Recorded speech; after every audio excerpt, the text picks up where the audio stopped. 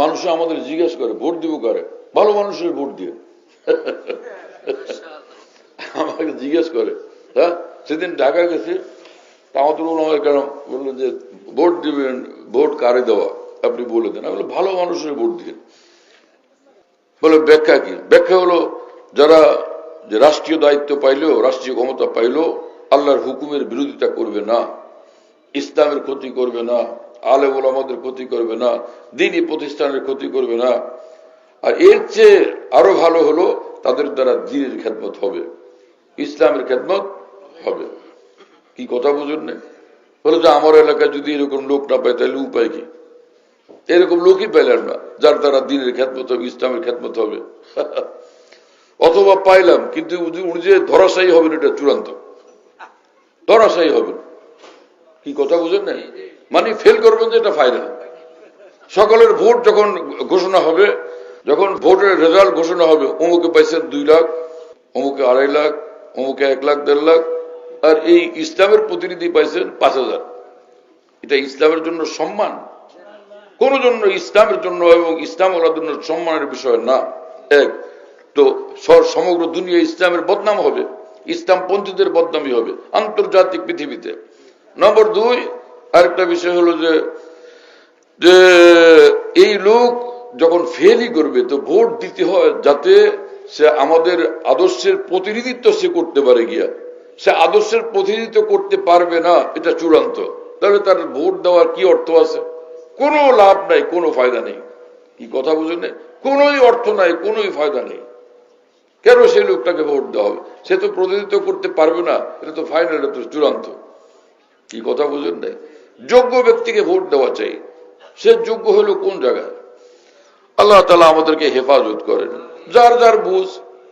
এখন অন্য কেউ যদি আপনার এলাকায় দাঁড়ায় কিন্তু সে তো ইসলামপন্থী না, তো তখন কি করা?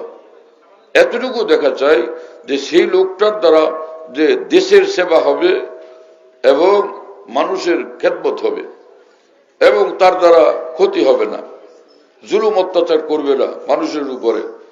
আর যদি কিছু ক্ষতি, ভুল ত্রুটি, খারাপি তার মধ্যে থাকে, তাহলে দেখতে হবে কম ক্ষতি কার দ্বারা হবে। কি কথা বুঝেন নাই? এটা শরীয়তের বিধান আছে। ইসলামের বিধান হলো 2 বিপদে একসঙ্গে পড়ে গেছো, দুটোটা শরীয়তের খেলাফ রাস্তা।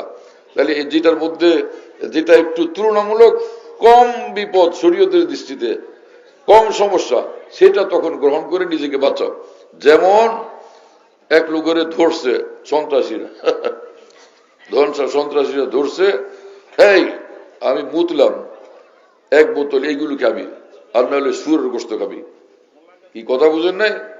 ও পেশাব করছে, হয় এইগুলি খাবি আর নাহলে শুয়োরের গোশত খাবি, আর এই 2টার একটা করতে হবে, আর না হলে তোরে আমি সোজায় জবাই করবো। এখন ওই লোক চায়, আয় আল্লাহ, এই পৃথিবীতে আরো কিছুদিন বাঁচতে চাই, আপনাকে আরো কিছুদিন ডাকতে চাই, আমি আপনাকে আরো অনেক অনেক সিজদা করতে চাই, আপনার নাম অনেক জপতে চাই, হ্যাঁ, আপনার কোরআন অনেক পড়তে চাই, আপনার ঘরের জিয়ারত, হজ আমি আরো করতে চাই। তো এখন কি করা? এই লোক আরো কিছুদিন আল্লাহর জন্য বাঁচতে চায়। এখন এই লোক কি করবে? 2টার একটা না করলে তো ওরা মারিয়ে ফেলবে। এই ক্ষেত্রে তো তার 2টার একটা খাওয়া জায়েজ আছে শরীয়তে, কিন্তু 2টার মধ্যে কোনটা খাওয়া উচিত?